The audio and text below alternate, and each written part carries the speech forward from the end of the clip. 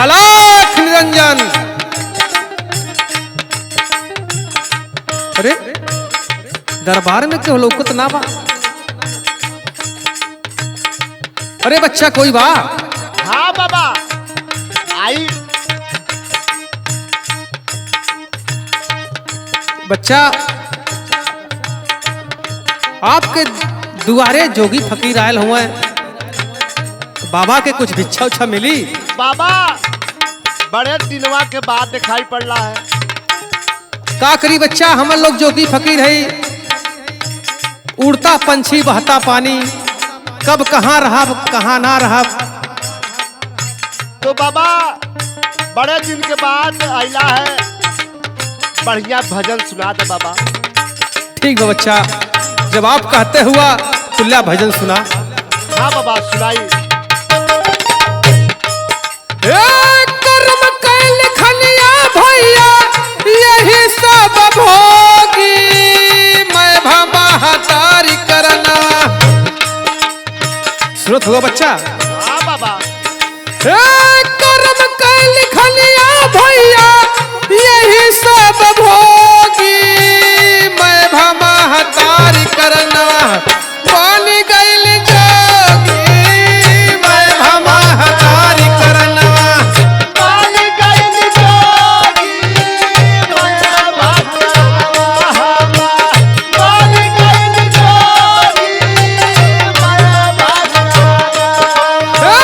कर्म कैल खलिया भैया यही सब भोगी, मैं भमा हतारी करना। पानी गैल जोगी, मैं भमा हतारी करना। पानी गइल जोगी, मैं भागवा। पानी गइल जोगी, मैं भागवा। सुना बच्चा, हाँ बाबा। बहुत सुनावा। समझे वाली बात है बच्चा, बहुत ध्यान से सुनिया। हाँ बाबा सुनावा तोहार। दाई के जन्मवा माई गैली पराई।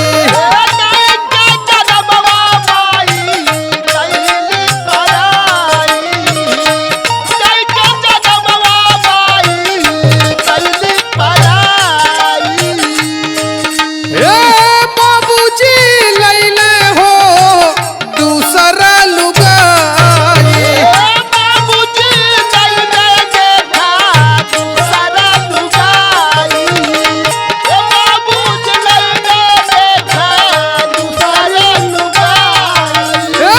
बाबू भी होई गईले। सुनत हुआ बच्चा? बड़ा दर्दनाक कहानी हो बाबा। बच्चा सुना, बाबू भी होई गईले, पत्नी कलो भी, मैं भमा हतारी करना। पानी गैल जोगी, मैं भमा हतारी करना।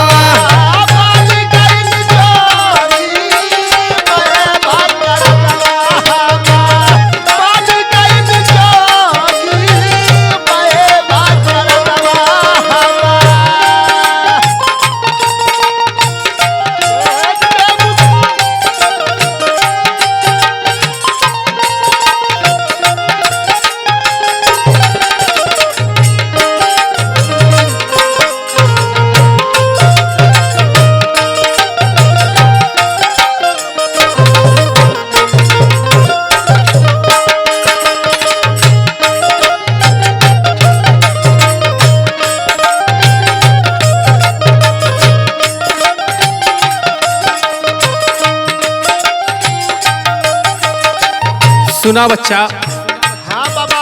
ये हमार बहुत दर्दनाक कहानी बा। बाबा लगते हो कि तू मुसीबत के बड़ा मारा हुआ बाबा। सुना, सुनावा बाबा। जब जब